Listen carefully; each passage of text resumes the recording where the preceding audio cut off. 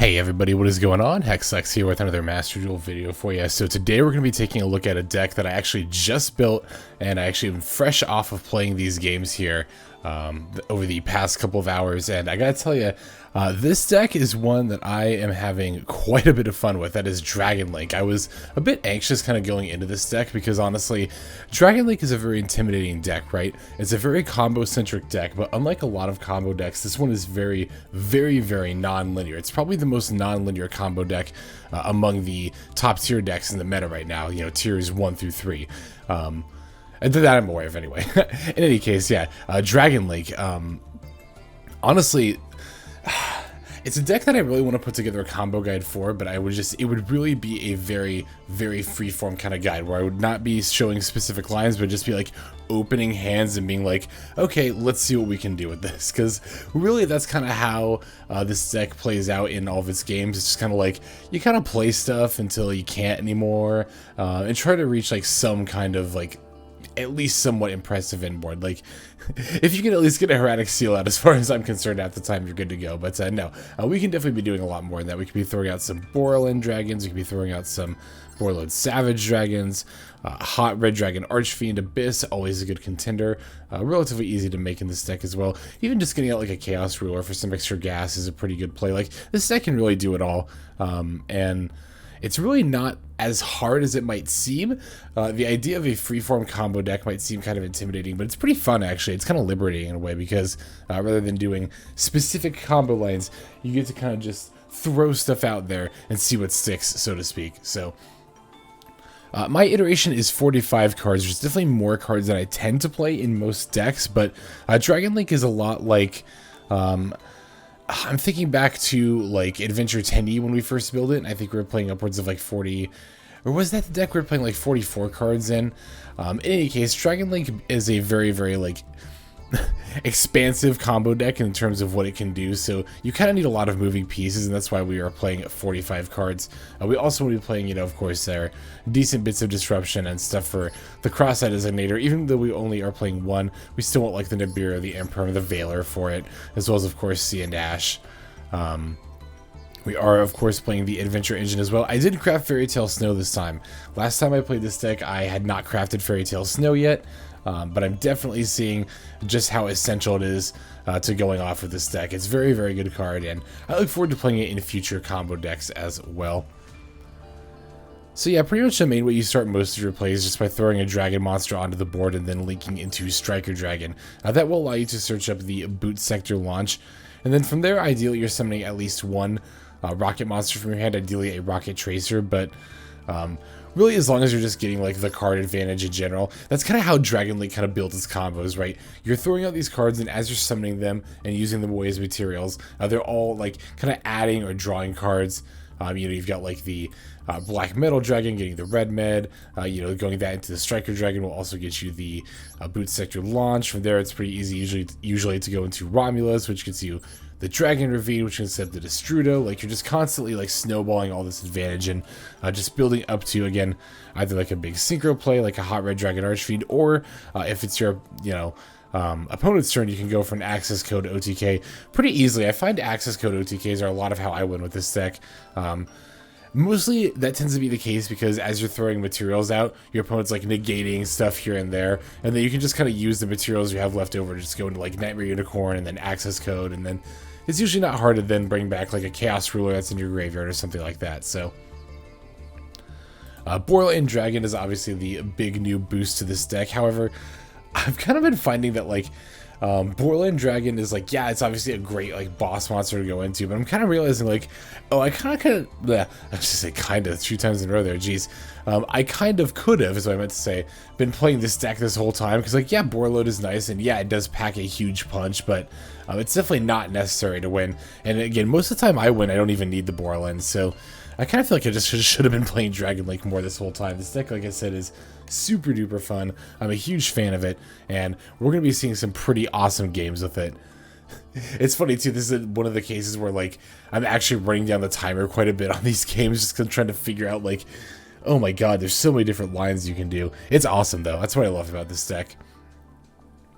So yeah, like I said, the 45 card main deck is a bit more than I usually do, but I do think everything in here is pretty vital. Extra deck, I really like where we are on lockdown. I've used pretty much everything at least once, except Shooting Riser Dragon I haven't really gone into yet, but I could honestly just be missing some plays that I could be doing a Shooting Riser that I haven't really been thinking of. Like, I know they can set up the adventure engine with the Water Enchantress. I just, I don't know, it's kind of hard to get into a scenario where you're going for the Shooting Riser before you lock yourself into darks, I find. That is one thing you do have to be mindful of, is like, particularly Rokket Tracer's effect will lock you into dark extra deck monsters, so you usually want to try to go for, like, Romulus first, or if you are going to set up a Heretic Seal, you want to make sure you do that first. Same if you're going to go into like Hulk to extend your plays, but those are really the main ones to watch out for. The only non-dark extract monsters, the Riser, the Seal, the Hulk, and then the Romulus. Everything else is good to go. Oh, we're playing Dark, the Dark Charmer as well.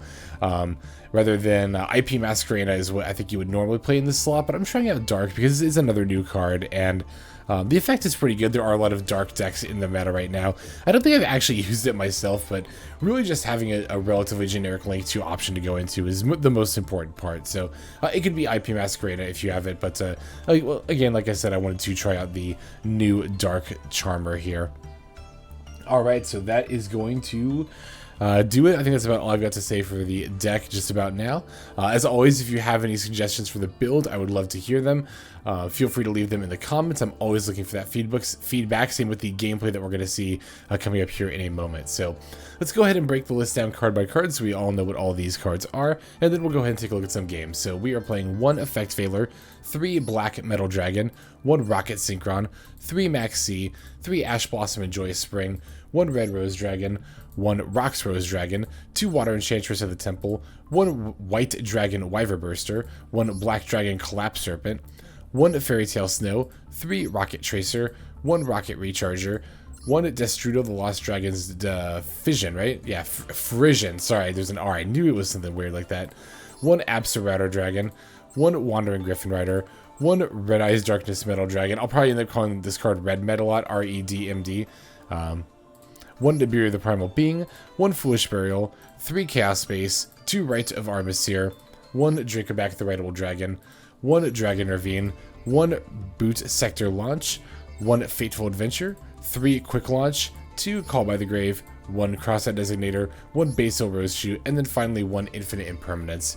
Extra deck is going to have 1 Shooting Riser Dragon, 1 Borreload Savage Dragon, 1 Chaos Ruler the Chaotic Magical Dragon, 1 Hot Red Dragon Archfiend Abyss, 1 Baronne de Fleur, 1 Guard Dragon Pisty, 2 Striker Dragon, 1 Heretic Seal of the Heavenly Spheres, 1 Crystron Helki Fibrax, 1 Dragoonite Romulus, 1 Dark the Dark Charmer Gloomy, 1 Nightmare Unicorn, 1 Access Code Talker, and then finally, of course, 1 Borreload Dragon. Alright, so that is the deck there. Now let's go ahead and take a look at some gameplay. Alright, this deck we're playing against, rather, is going to be, it's a sort of branded Eldritch variant that is using Zombie World as well, so definitely an interesting mashup there. We are going to be taking the first turn, and just look at what we have here. I'm already seeing, of course, we're going to lead with the adventure line. Oop, there goes my phone there. I'm actually going to go ahead and turn off those notifications. One moment, please. Oh, I am always very professional and prepared. Sorry about that. So, yeah, like I said, we're going to lead with the Black Metal Dragon here. I'm going to end up sending that for the Striker Dragon, and then I can use that to go ahead and go into the Red Eyes Darkness Metal Dragon from there. So that's kind of my initial game plan here. Of course, I'm seeing this quick launch in my hand as well. I'm definitely going to be planning on getting the Rokket Tracer with that. That way we can blow up the field spell, the Boot Sector launch, and then use that in order to further extend our plays there. So let's see, I'm trying to think. If we used our normal summon, okay, we did use our normal summon. That's right, of course, for the Black Metal Dragon there. So here's a quick launch for the Rokket Tracer. It's too bad I don't have any rocket monsters in my hand, but it's fine ultimately, I think. Oh, that's right, yeah, we can then special summon the Roxrose Dragon for even more gas, because then we can add the Basal Rose Shoot and then use that later. Because I was just going to send the Red Med and the, just whatever I was going to bring back with the Red Med, which is just going to be the Black Metal Dragon. But then I realized, oh wait, I can actually summon the Roxrose Dragon from hand, and that'll give me, like I said, even more gas. So definitely going to use Romulus to get the Ravine here. Then we can pop the Boot Sector launch, since we're just going to send that with the field spell anyway to just play the new field spell. So from there we can go into the Chaos Ruler to try to pull off even more combo extenders here. And of course we not only set up the Wyverburster in our hand, but I was just laughing at just how ridiculous that reveal was. But also the Fairy Tale Snow in the graveyard as well. So the Dragon Ravine, I'm going to use that to set up my Destrudo here. I'll then special summon the Wyverburster. The Destrudo, I'm trying to figure out how I can get it to level 4, and I think I'm going to have to target a level 3 monster in order to do that. Well, I don't think I know. So I'm going to use the Roxrose Dragon here. I'm going to go to the Nightmare Unicorn even though it's turn 1, because it's going to be the main thing I use with 2 other monsters in order to make the Borreload Dragon, because you do have to use 3 effect monsters to make the Link 5 Borreload. So I like to do it with a Link 3 and then 2 other monsters if possible. So we're going to do just that here in order to go into the Borreload. And then because we have made the Destrudo specifically level 4, we can special the Collapserpent and then use that to go into a Borreload Savage Dragon. With even the Nightmare Unicorn to make it, I think, like, what, 4,100 attack? Yeah, 4,100 attack with 3 counters on it. So, yeah, we have the Omni Negate of the Adventure Engine set up. We have the Omni Negate of the Borreload set up. The Borreload Negate set up. Borreload also being untargetable, undestroyable, makes it very hard to get rid of, in addition to being able to just wipe the board. And then, of course, we even have the Ash for the Extravagance here. So, even, like, a stun deck does not just stand a chance at all against this kind of a board here. So, I did not plan that turn, by the way. This was definitely one of the earlier games I played, and I just, I think I had less than 100 seconds. I don't remember exactly how much, but I had less than 100 seconds by the time I ended this turn, but I ended it, and I was just like, whew, I can't believe I actually managed to pull all that off. So, yeah, that's just kind of an example of, like, you don't really have to know what you're doing, but as long as you, like, have an idea of what's going on, you can, get into some pretty ridiculous end boards on your first turn there. Alright, let's go ahead and take a look at the next game. Okay, so this game is going to be against a Thunder Dragon branded variant. Interesting, I'm playing against all the, like, weird variants with this Dragon Link deck I noticed. Alright, so this time the opponent's going to end up going first. We do open with an Imperm, but that is going to be our only disruption with this hand. The rest of the hand's looking pretty good, though. You know, we've got the Water Enchantress to set that up, the Chaos Space to get an extender, the Fairy Tale Snow, we can pitch with the Chaos Space, even though, of course, we would much rather not banish that Fairy Tale Snow.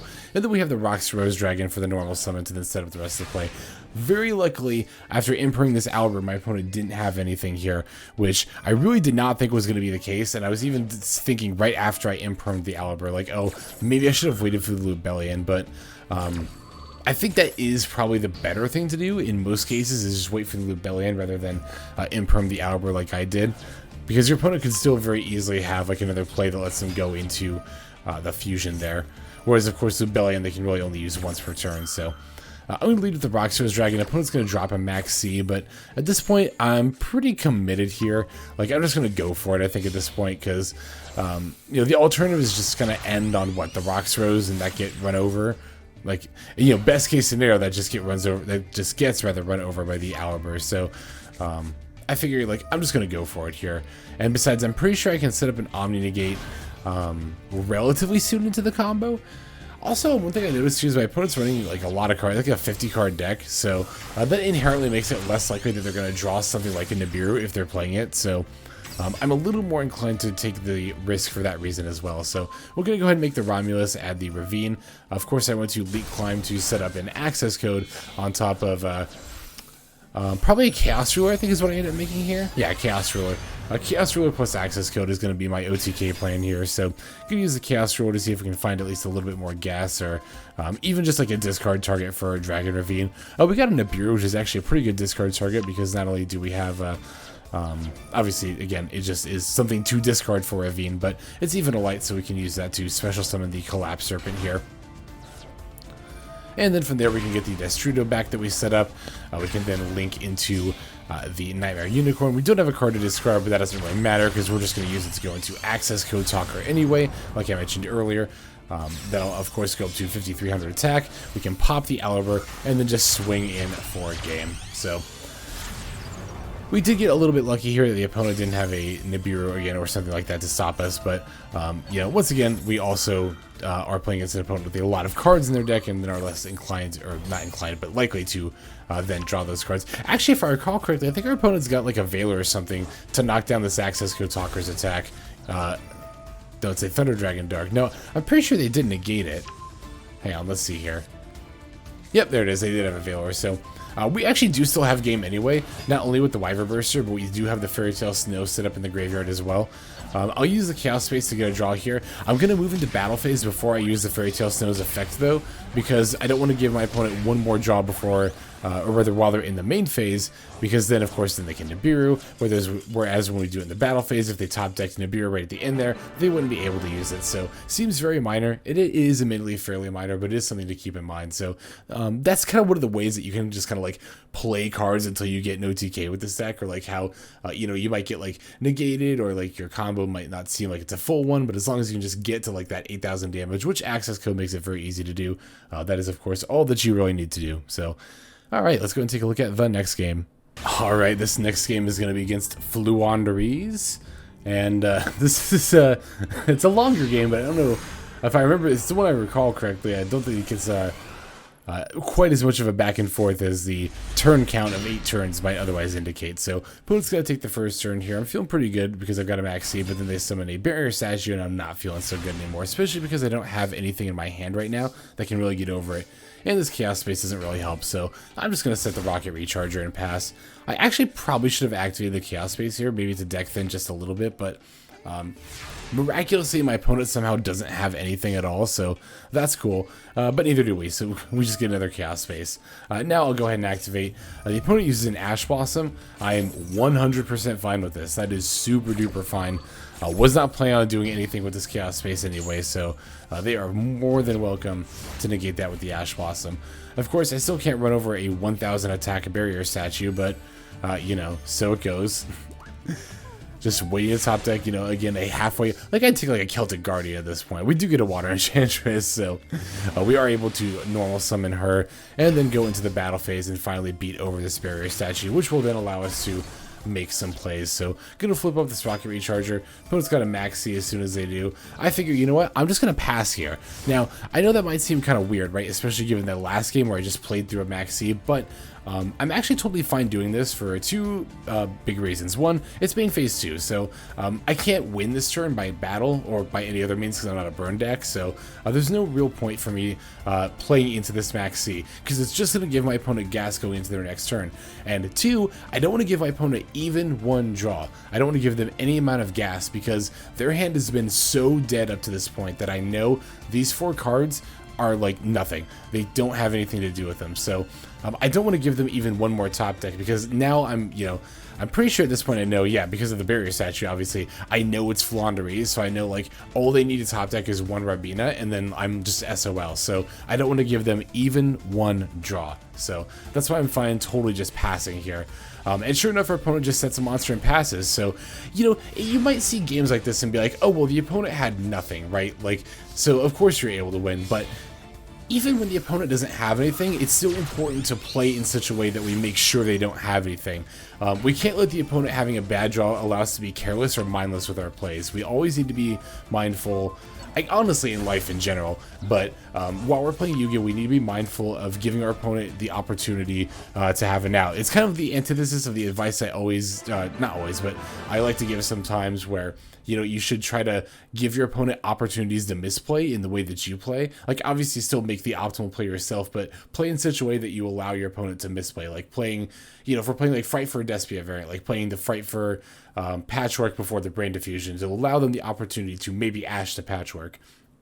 Similarly, here we want to kind of ensure that our opponent isn't able to get any plays and play in such a way that they aren't able to play out of their bad hand, again with the Maxx not giving them even one single draw, which as we can see did ultimately end up paying off here. So alright, now let's go and take a look at the next game here. Okay, so this one's going to be against an Adventure Pile deck, and this was like an emotional roller coaster of a game. I remember thinking at one point, like, oh, I'm pretty sure I'm going to lose, but I'll show this game anyway because it's kind of interesting, and then we just actually ended up somehow, well, you'll see. In any case here, look at my opening hand. It's seems pretty lackluster, but we do actually still have options here. I'm going to special the Wandering Gryphon Rider, normal the Veiler, and sync those away for my Chaos Ruler, because really this is like one of the main things I like to start with as early as possible in a turn 1 play, just to see what additional gas I can get. And for those who are unfamiliar with this slang, when I say gas, I mean cards that will extend me into further plays, like this Rokket Tracer here. It's not only just the cards that we're adding to our hand, but also the ones we're sending to graveyard with the Chaos Ruler as well. Stuff like Water Enchantress, stuff like Destrudo if it was in our deck potentially, just lights and darks we can banish for our various Chaos monsters that need lights and darks to be banished. Here we can go ahead and start going into our adventure engine here, and I'm going to special the Destrudo to add the Dracoback so then I can set up the Water Enchantress here. I did already use the Wandering Gryphon Rider, so I won't have that Omni Negate available, but I do want this Water Enchantress for additional Synchro and or Link options. Just really getting monsters on the board is just so important with this deck, right? If you just have enough monsters on the board, you can usually just find plays pretty easily. So I'm going to use the Destrudo to go into a Striker Dragon. That way I can go into Boot Sector Launch and then use that to special the Rokket Tracer that's in my hand. I'm then going to pop the Chaos Ruler. I'll add another Rokket Tracer even though I can't summon it back, just because I'm going to be able to summon the Chaos Ruler back for free anyway. And this way I have an extra card to discard if I need to. And I'm pretty sure I do actually end up doing that here. I think for the Dragon Ravine maybe, but we'll see anyway. Well, no, not the Ravine at this point because I already used the Rokket Tracer effect. So now I am locked into dark extra deck monsters for this turn. So here's a case where I'll summon the dark even though I don't need to, just to free up the monster zones. So I can special the Absorouter Dragon. Or Absorouter, I guess it'd be like a router, right? So the Absorouter Dragon. I'll use the Borreload even though I'm only getting 1 token here just to have the Omni Negate option. In addition to the Hot Red Dragon Archfiend Abyss. So honestly, this turn 1, I feel like I maybe could have played a little bit better. Like maybe I could have gone for a different level 8 Synchro. Maybe if I was playing a different level 8 Synchro in my extra deck. I actually didn't have another one, which is why I didn't go for one. I'm pretty sure, right? Yeah, I don't have another one in here, so I don't know. I thought the Borreload with 1 negate, like maybe I could have sent the Dark to graveyard to give the Borreload more of a boost, not only in terms of the number of Borrel counters, but also the attack points here. But I thought ending on at least 1 Omni Negate plus the Hot Red Dragon, which is pretty much an Omni Negate in its own right, was fine enough here. But in any case, we're going to go ahead and give it back to our opponent at this point, or give it rather to our opponent for the first time here, as they now take their turn. They're leading with the Wandering Gryphon Rider. I'm totally fine with that. I'd rather just negate whatever summons the token. And I'm going to do just that when they play the Rite of Aramesir here. I'll use the Hot Red Dragon Archfiend Abyss effect to go ahead and negate that. And you can't actually do this on normal spell cards and trap cards that are resolving. The Hot Red Dragon Archfiend Abyss will still negate it, even though it's, you know, a card that's still being activated. It doesn't have to be like a continuous spell or trap card. So they'll still use the the Water Enchantress here. I'm totally fine with that, because obviously they can't use the second Rite of Aramesir they just added. Normal summoning Sangan does reveal them to be Adventure Pile specifically, as they then go into the Almirage. Of course, using the Sangan to search the Crusader Arborea. I'm totally fine letting these effects resolve. I need to be a bit selective with my Borreload Savage Dragon and what I get here. They do surprise me a bit by going into the Baron here, but it makes sense. You know, they want their Omni Negate up. I'm going to allow that effect to resolve specifically because it targeted the Hot Red Dragon Archfiend Abyss. You know, had they actually targeted my Borreload Savage Dragon with that Baron effect, I would have been forced to use the effect, and then I wouldn't have had any Omni Negate option at all.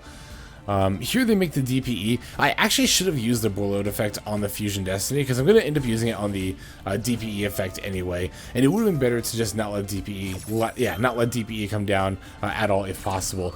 Surprisingly though, I thought they were going to negate with Baron for sure, but they actually let that resolve, which is kind of one of the reasons I didn't negate the Fusion Destiny, is because like, oh, they'll just negate it with Baron, but they actually, again, they didn't for some reason, so not really sure what was going on with that. That would definitely been a pretty devastating play against me there. So I'll use both Dark and Rokket Recharger's effect, and then the opponent uses Baron's effect on Rokket Recharger, which, I mean, it's a good effect to negate, but again, I'm just a little confused, I guess, as to why they didn't negate the other effect sooner there. But again, you know, it is what it is. We'll definitely take it. So opponent then passes over to us, so we do have to be mindful of DPE, and of course the Almirage if we're trying to get rid of the Baron by destroying it. But just looking at my hand here, we have a lot of gas, so especially with adding this Rite of Aramesir back. I'm pretty sure, I'm very confident that we can find lethal here. As long as I can keep this Borreload Savage Dragon in play, all I really need to do is to be able to go into an access code talker, which is not particularly difficult at all, so... yeah, I haven't used Hulk yet. I was trying to remember if I used Hulk or not. So yeah, given that we have Hulk, it's not going to be difficult at all. We can just pull an Ash. It was actually our last tuner left in our deck was our Ash Blossoms. So we're going to pull one of those and then use the Nightmare Unicorn. Now we can discard the Fairy Tale Snow to shuffle back the Baron. That way the Almirage won't be able to protect it. Then we can bring the Fairy Tale Snow back from the graveyard and link it with the Nightmare Unicorn to go for the access code for lethal. Again, often at times you're just going to kind of find a way into access code plus whatever else you can make in order to find lethal. Again, at least that's how I usually end up winning my games with this deck. So the opponent just concedes there as we have our 8,000 damage on board. Alright, we've got one more game. Let's go ahead and take a look at it. Alright, last duel of the video here is actually going to be a mirror match. However, our opponent is playing a 60 card variant. I should have looked a little more closely. I didn't see if they were playing grasses or not. Yeah, I don't know. I should just kind of cave, I guess, at this point and craft a set of grasses just so I can play 60 card decks, but that is always the thing that's stopping me is that I just don't want to craft that playset of Grasslix Creator. But I don't know, like this deck is so much fun, and I do like the idea of playing 60 card Adamantipator, so like maybe I'm very borderline about whether I'm actually commit to crafting those. I mean, I know I've got the craft materials, but I like hoarding the craft materials, I'm not gonna lie. Listen, I just know there's gonna come a day, right? There's gonna come a day where I'm gonna need craft materials, and future Lex is gonna be very grateful to past Lex that I did not spend those craft materials. So I just keep thinking about future Lex. That's excuse me. Wow, excuse me, I'm sorry about that.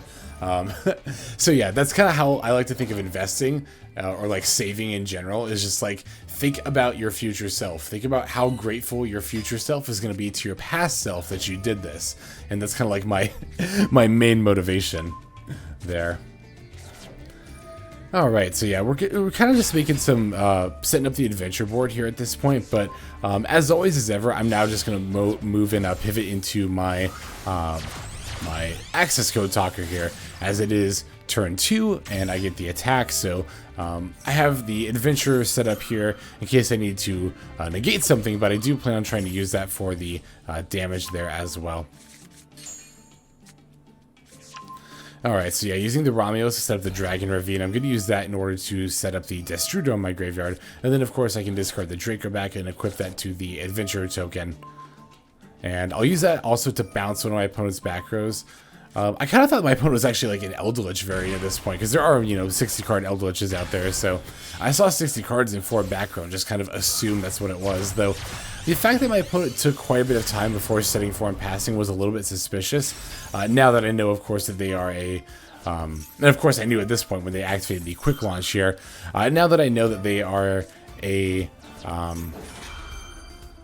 Dragon Lake variant, I know that the back rows are not going to be much of a threat to me. Not as much as if they were an Eldritch deck, because the whole time I was like very apprehensive. I was like, how does this deck have 4 back row and is not doing anything at all? But I'm totally fine with the call by negating the Ash here, because I can just get rid of whatever they get off quick launch with the access code anyway, as well as the remaining face down card. And of course I want to keep all of my damage on board there, so... Alright, the access code is going to go ahead and go up to 5,300, as we all know, because it was used with Nightmare Unicorn. Then we can just punch away these last few nuisance cards, and then just slam our opponent for lethal. Like I said, access code is just very often how I end up winning with this deck. I don't know if that's usually the case, but when you're kind of fumbling into plays, I feel like that's where I just always end up. So, alright, that does it for the duels. Let's go ahead and take a look at the outro now. Alright everybody, I want to thank you for watching all the way to the very end of the video like this. That means a whole lot to me, not only personally, but it's also a great way to support the channel, as is commenting and subscribing if you feel like doing either of those, especially if you're particularly well versed in Dragon Link. Like, this deck I feel like is so It's so hard to casually dip into the way I tend to casually dip into a variety of decks that this is another one of those where I'm definitely looking for experts of this one particular deck to chime in about the build, about the gameplay, about particular combo lines that might not seem obvious, plays that might not seem obvious, a simple tech that would allow, you know, that one tech that they don't want you to know about. If you have any of that information, feel free to share it in the comments. I'm always looking for that, not only for myself, of course, to improve my gameplay with the deck, but also so that others who are watching can improve their gameplay as well. And then subscribing, like I said before, I appreciate that, and also is a good way to support the channel, and will give you notifications of when my videos drop, which does happen every single day, so you do get a daily Master Duel video out of me just for subscribing there. But yeah, that's going to go ahead and do it for this one, so thank you very much for watching. Without further ado, this is XLex. I'm signing out, and hope you guys have a fantastic day.